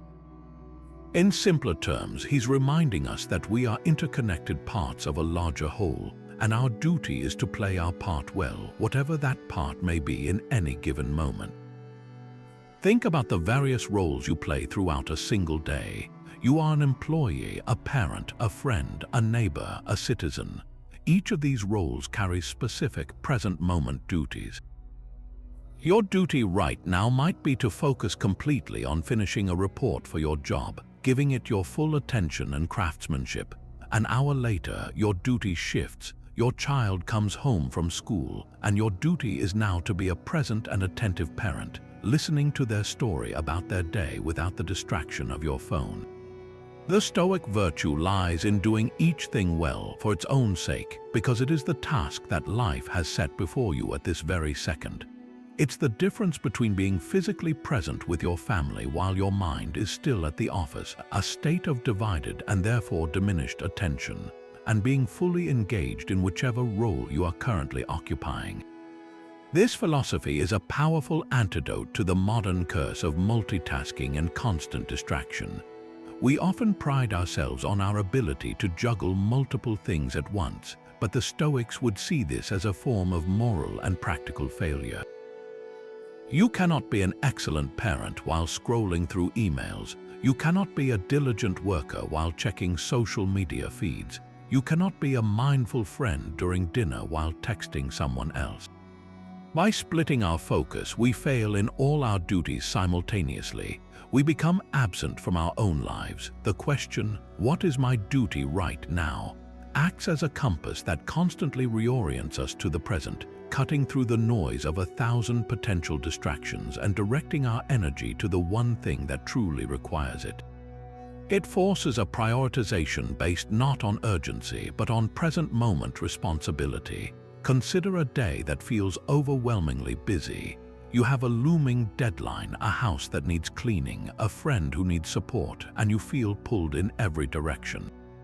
Anxiety rises because you're trying to hold all these duties in your mind at once.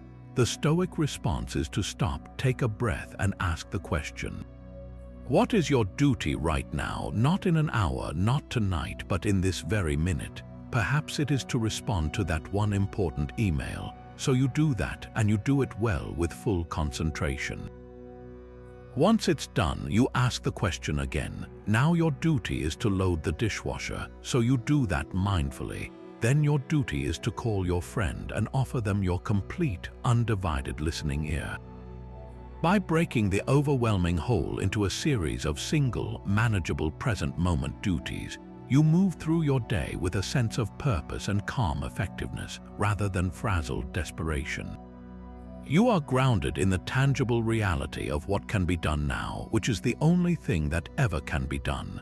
This is how we build a life of integrity, not through a few grand gestures, but through a million small acts of focused attention, fully embracing the duty of the moment. Am I comparing myself to others? This question strikes at the heart of a particularly modern form of suffering, one that the Stoics identified and warned against over 2,000 years ago.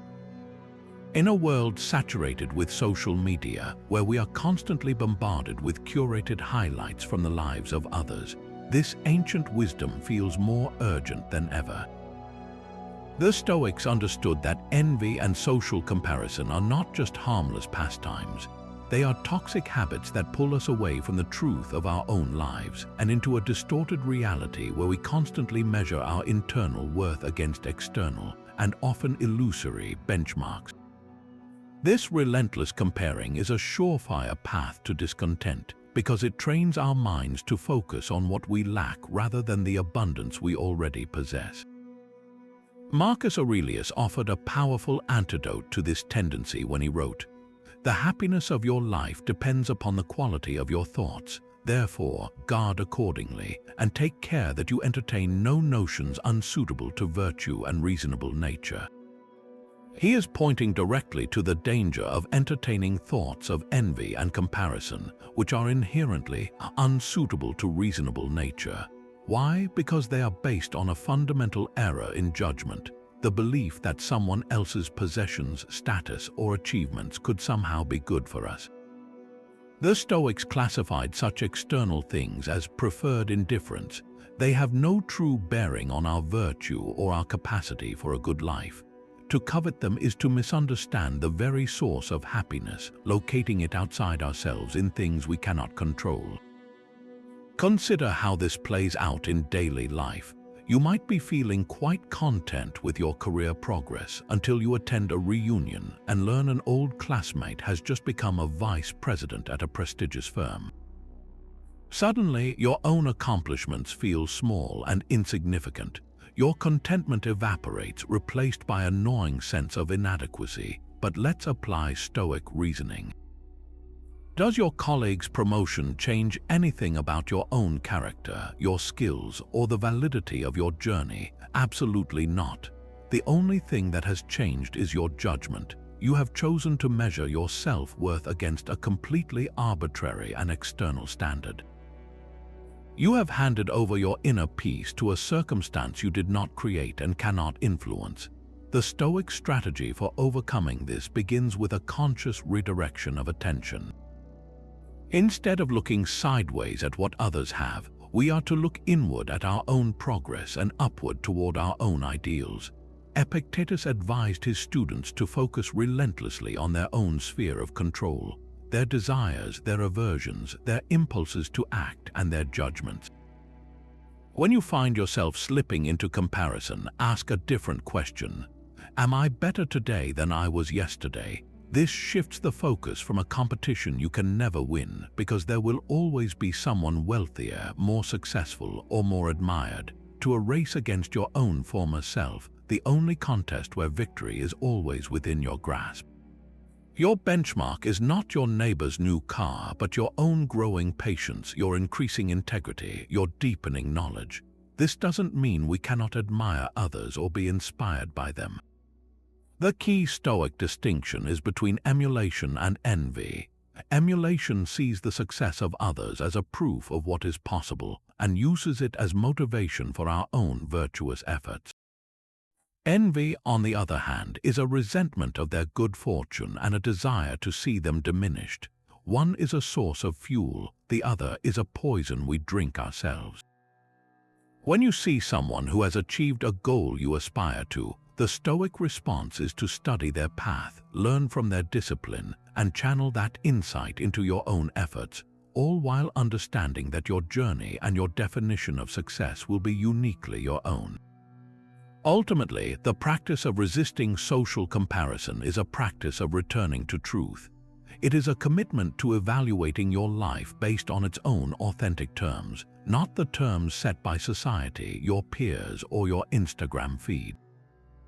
It is about finding deep contentment in the gradual, often invisible, work of building your character, trusting that this internal architecture is the only possession that cannot be taken from you and the only foundation for a genuinely grounded and flourishing life. By refusing to play the comparison game, you declare your independence from the opinions of others and reclaim the authority to define what a good life means for you. How does this reflect my values? This question serves as a powerful internal compass, a way to ensure that your daily actions are not just reactions to external pressures but genuine expressions of your deepest convictions. The Stoics believed that a life of inner peace was impossible without this alignment, that any gap between what you profess to believe and how you actually behave creates a constant, low-grade friction, a cognitive dissonance that erodes your sense of self and leaves you feeling ungrounded. To live with integrity in the Stoic sense is to have your values, your words, and your deeds all singing the same song. This question is how you check your own tune. Let's make this practical. Imagine you value honesty as a core principle. That's an easy thing to say, but how is that value tested in the messy reality of everyday life? It's tested when a cashier gives you too much change. Your immediate, perhaps subconscious, calculation might be one of personal gain versus potential inconvenience. But the Stoic doesn't calculate based on gain or consequence. They calculate based on virtue. The question, how does this reflect my values, cuts through that noise. Keeping the extra money might be easy and beneficial, but it directly contradicts the value of honesty. Returning it, therefore, isn't just about the money. It's an active affirmation of your own integrity. It's a small but significant act of self-definition. Each time you make a choice like this, you are not just doing a good thing. You are reinforcing the neural pathway that connects your value to your behavior, making it easier and more automatic next time. This alignment becomes even more critical in complex professional environments. Consider a manager who values fairness and believes in treating their team with respect. Yet, during a high-pressure project, they find themselves publicly criticizing a junior employee for a mistake, making an example of them to motivate the others. In the moment, it might feel like a tough leadership decision, but later, when they pause and ask, "How did that reflect my values?" the misalignment becomes painfully clear.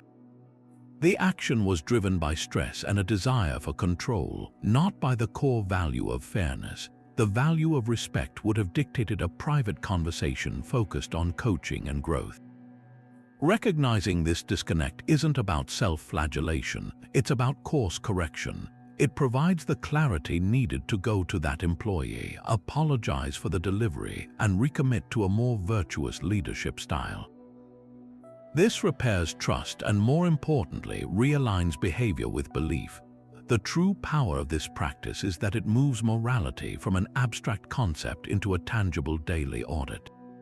It's not about being perfect, it's about being conscious. You might value community, but then consistently choose watching television over volunteering your time. Asking the question forces you to confront that gap. Does your behavior reflect a value for community or for comfort? There's no right or wrong answer that applies to everyone. The point is to create an honest dialogue with yourself. Perhaps you realize that you need to redefine what community means for you in a practical sense, maybe starting smaller with checking on a neighbor rather than committing to a large organization. The question illuminates the path from principle to practice. Ultimately, this continual process of reflection and alignment is what forges an unshakable character. When your actions are consistent with your values, you build a profound trust in yourself.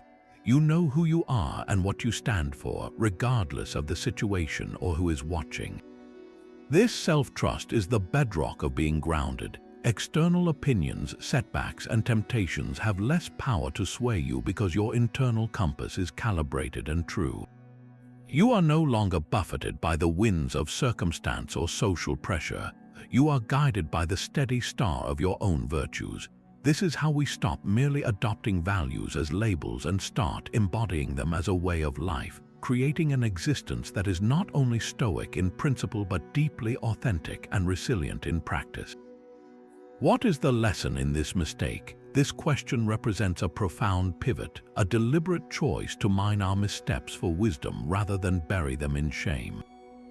The Stoics, and Seneca in particular, championed this transformative approach. He saw errors not as moral failures to be hidden, but as the essential raw material for building a wiser, more resilient character. In one of his letters, he writes, "A person's errors are what make him endearing to me. I know that it is in the nature of the human condition to make mistakes." This wasn't an excuse for carelessness. It was a clear-eyed recognition that the path to truth is paved with the stones of our own stumbles, each one offering a chance to learn a better way to walk. Think about how we typically process a mistake at work. You send an email to the entire company that was meant for one person, or you miscalculate a crucial figure in a report. The immediate, instinctive reaction is often a wave of hot embarrassment, followed by a desperate desire to pretend it never happened, to hope nobody noticed. We tense up, our mind races with justifications, and we might even become defensive if someone points it out. This is the ego's response. It sees the error as a stain on our identity, something to be denied or quickly covered over. But the Stoic response, guided by Seneca's wisdom, is to pause that emotional reaction and engage your rational mind. You take a deep breath and ask the question, what is the lesson here? The lesson might be about the vital importance of double-checking the recipient line before hitting send. It might reveal a gap in your understanding of the spreadsheet formulas, a gap you can now go and fill. The mistake becomes a generously offered, if slightly uncomfortable, tutoring session in precision and attention to detail. This practice extends far beyond professional blunders into the heart of our personal relationships. Imagine you snap at your partner after a long, stressful day. The easy path is to blame your stress, to expect them to understand and simply absorb your negativity. But if you apply the Stoic question later, in a moment of calm reflection, you can extract a far more valuable lesson. The mistake wasn't just snapping, it was a failure to manage your own emotional state and communicate your needs effectively. The lesson might be that you need to develop a healthier ritual for decompressing before you engage with your family, or that you need the courage to say, "I've had a really tough day and I'm feeling on edge, I might need a few minutes of quiet." This reframes the incident from a conflict to be forgotten into a data point for personal growth, ultimately strengthening the relationship rather than leaving a lingering scar. Seneca's own life was a testament to extracting lessons from imperfection. As a young man, he was deeply involved in the turbulent and often corrupt politics of imperial Rome. He made compromises, amassed great wealth, and served the infamous Emperor Nero. He was undoubtedly complicit in actions that conflicted with Stoic ideals. Yet, in his later years, his writings reflect a man constantly analyzing his own past, extracting the lessons from his errors in judgment and his encounters with power. His essays and letters are not the work of a man who claimed to have always been perfectly virtuous, but of a man who was ruthlessly honest about his own failings in order to distill their wisdom for himself and others. He learned the lesson that ambition untempered by virtue is dangerous, that wealth is a precarious foundation for happiness, and that true peace is found in governing one's inner world, not in trying to control the outer one. His mistakes became the very source of his most enduring wisdom. To make this a consistent practice, try implementing a simple Stoic review at the end of your day. Take just 5 minutes to reflect. Ask yourself, where did I err today? Not to punish yourself, but to investigate with gentle curiosity. Was it an error of judgment? A moment of cowardice, a failure of temper? Then drill down to the specific lesson. If you lost your temper in traffic, the lesson isn't just don't get angry. That's too vague. The deeper lesson might be that you need to leave 10 minutes earlier to avoid the stress of being late, or that you need to curate the audio content you listen to in the car to be more calming than agitating. You are moving from a general feeling of guilt to a specific, actionable strategy for improvement. This process keeps you grounded in truth because it demands radical honesty with yourself. It prevents you from building a personal narrative where you are always the hero and never at fault. Instead, you become the humble and dedicated student of your own life, understanding that every setback and every flawed action contains within it the exact curriculum you need to evolve into a wiser, more grounded, and more virtuous person. Am I living in the present? While we've been exploring deep questions about fate, duty, and values, this inquiry brings our attention to the most fundamental ground of all, the current moment. The Stoics were, in many ways, the original mindfulness practitioners. They understood that a mind lost in the regrets of yesterday or the worries of tomorrow is a mind that cannot access wisdom, virtue, or peace. To be grounded in truth is to be fully awake and engaged with what is actually happening right now, not with the ghosts of the past or the mirages of the future. Marcus Aurelius constantly reminded himself of this. He wrote, "Don't let your imagination be crushed by life as a whole. Stick with the situation at hand." He wasn't dismissing planning or reflection. He was warning against the tyranny of an untethered mind that drags us out of the only reality we can ever actually experience, the present. Think about the last time you were eating a meal but barely tasted it because you were replaying an awkward conversation from earlier in the day, or a time you were on a walk in a beautiful park but felt no joy because you were anxiously rehearsing a meeting scheduled for next week. In both cases, you were physically in one place but mentally in another, and in that division you missed your own life. The food and the fresh air were real. The suffering was manufactured by a mind that had time traveled away from the present.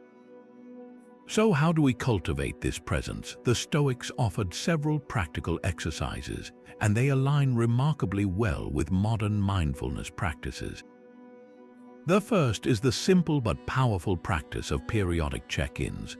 Throughout your day, especially during transitions like when you first get in your car or before you start a new task, pause for just 3 breaths. In those few seconds, ask yourself, where is my mind? Is it here or is it somewhere else? You don't need to judge it or force it to be present, just notice. This act of noticing is like gently calling a distracted puppy back to your side. It's a loving redirection of your attention to the sights, sounds, and sensations that are occurring in the real world around you at this very second. Another profoundly Stoic tool is the practice of negative visualization, which we discussed for generating gratitude, but it also serves to anchor us in the present. By briefly and vividly imagining the loss of what you have, your health, your loved ones, your home, you aren't trying to scare yourself. You are performing a cognitive reset that jolts you out of complacency and into a vivid appreciation for the reality of your current moment. That first sip of coffee becomes richer, the sound of your child's laughter becomes more precious, the comfort of your chair becomes a tangible gift. This practice doesn't require any special time or place. It can be done in an instant, and it instantly dissolves the petty irritations of the day by contrasting them with the immense value of the ordinary things we so easily take for granted. For those seeking a more structured approach, the Stoics were avid practitioners of evening journaling, which Marcus Aurelius's Meditations exemplifies. This wasn't a diary of events, but a philosophical review of the day. Before sleep, you might take a few minutes to reflect. What did I do today? Were my actions aligned with my values? Where did my mind wander? What lessons did today offer? This practice isn't about dwelling on the past. It's about processing the day's events with calm reason, extracting their wisdom, and then releasing them.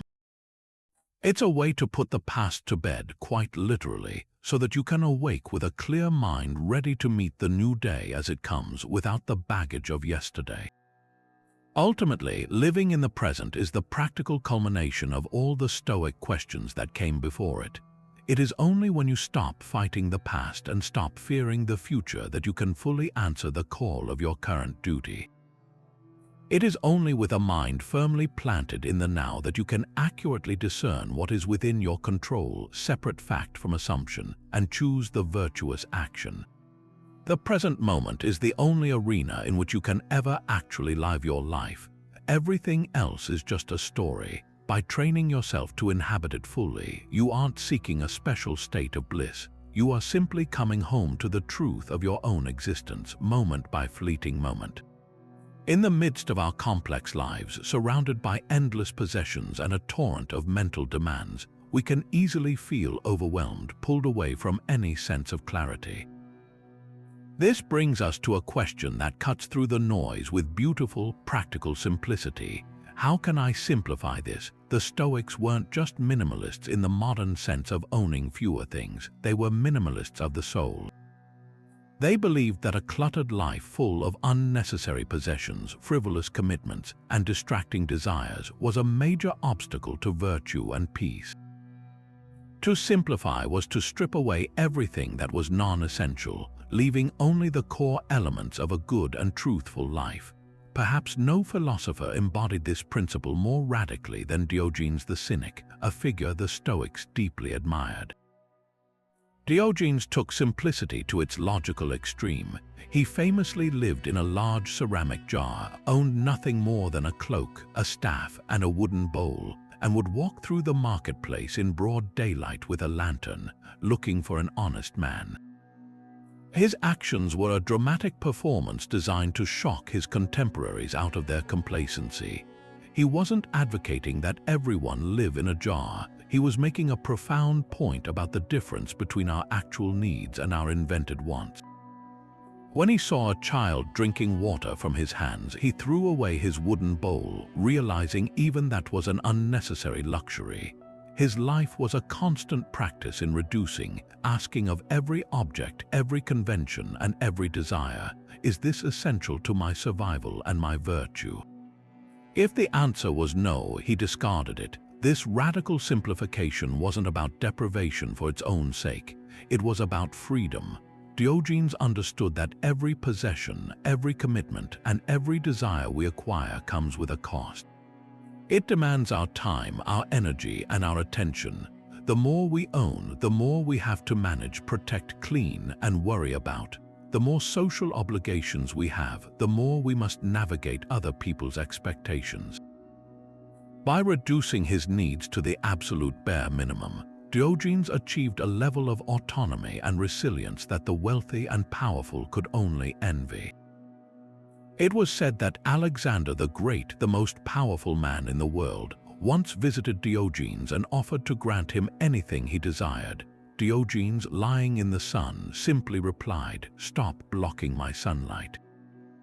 In that moment, the man who had everything was shown by the man who had nothing what true freedom looked like. The freedom to be content without needing anything from anyone. We can bring this Stoic minimalism into our own lives without taking such extreme measures. It begins with a regular audit, asking the question of our physical space. Look around your home. How many of your possessions serve a vital purpose or bring you genuine joy? How many are simply there out of habit, clutter inherited from the past, or artifacts of a life you no longer live? Each unnecessary item is a tiny weight on your psyche, a small demand on your attention.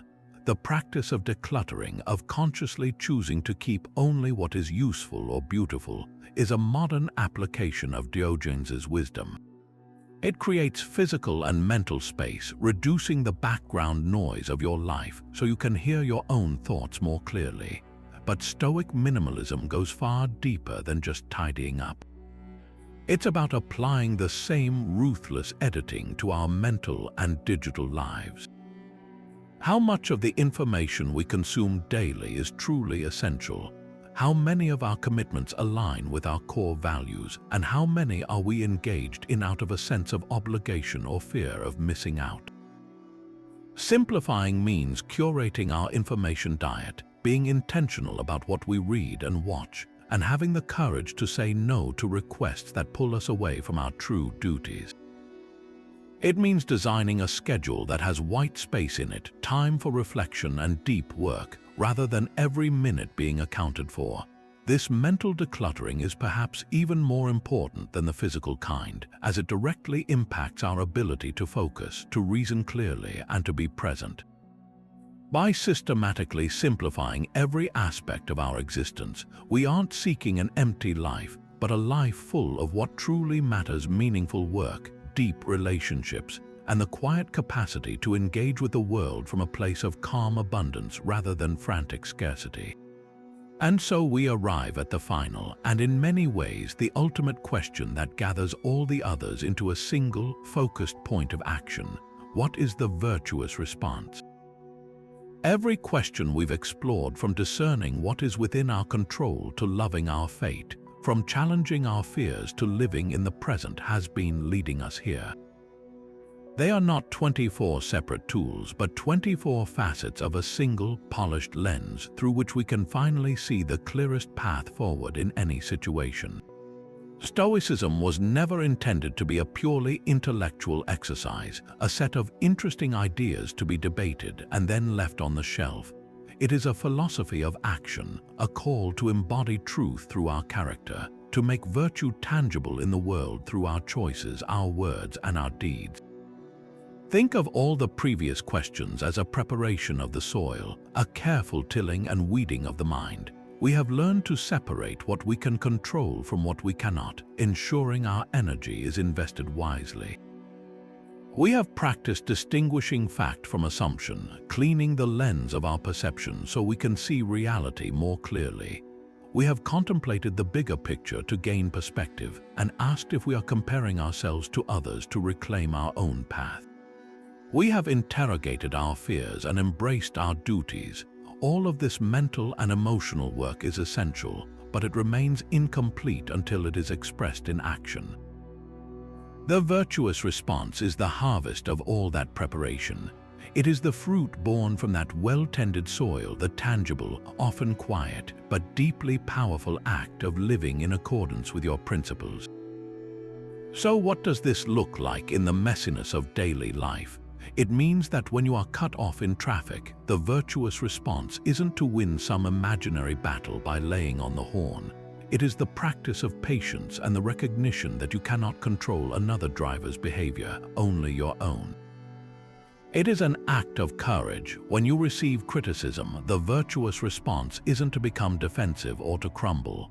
It is to listen with humility, sift the feedback for any useful truth, and respond with gratitude for the opportunity to improve. It is an act of wisdom. When you see someone struggling, the virtuous response isn't to look away because you're busy.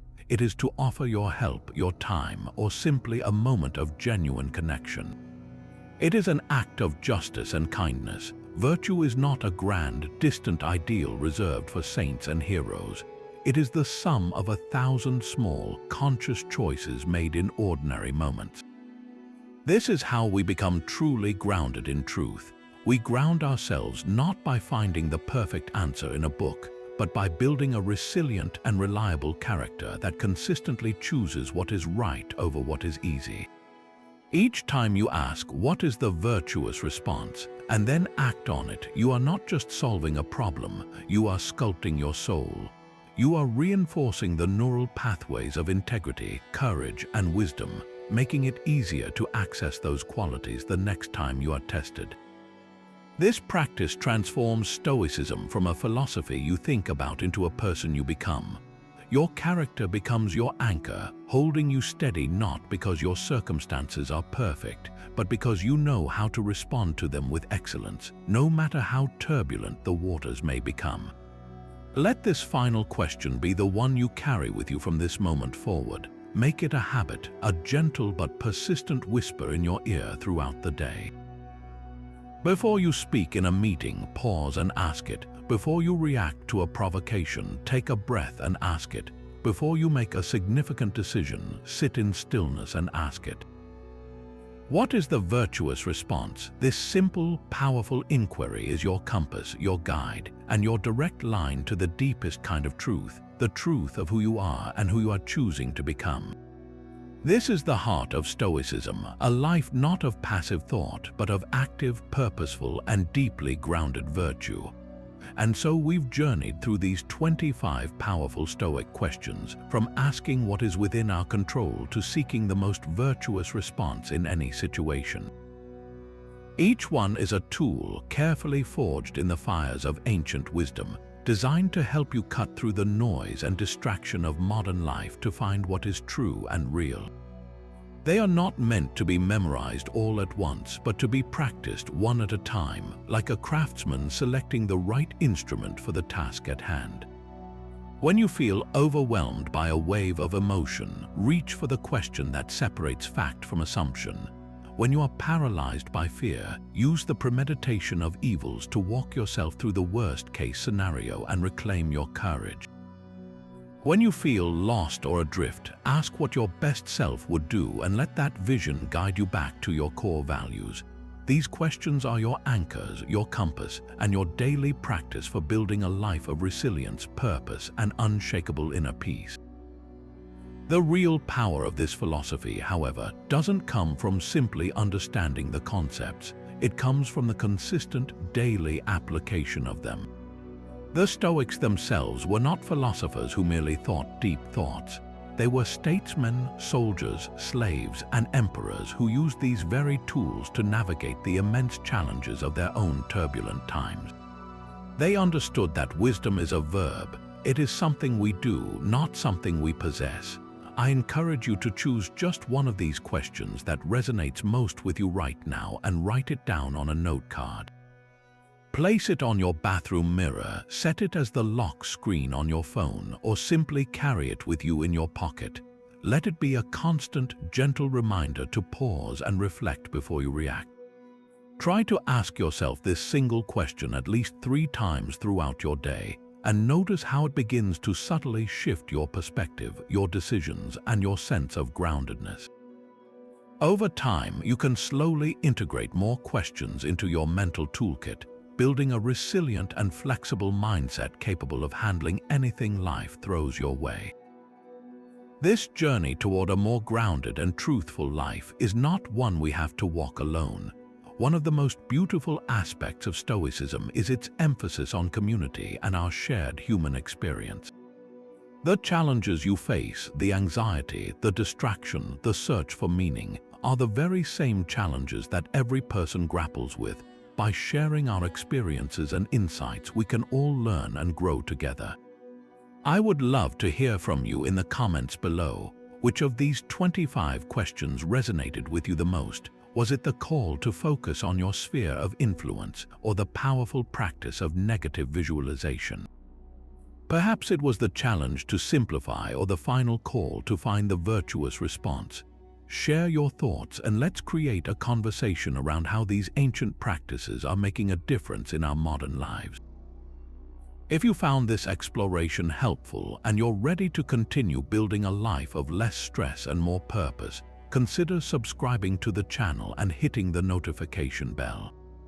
We are constantly creating new content to help you apply these timeless principles to your relationships, your career, and your personal growth.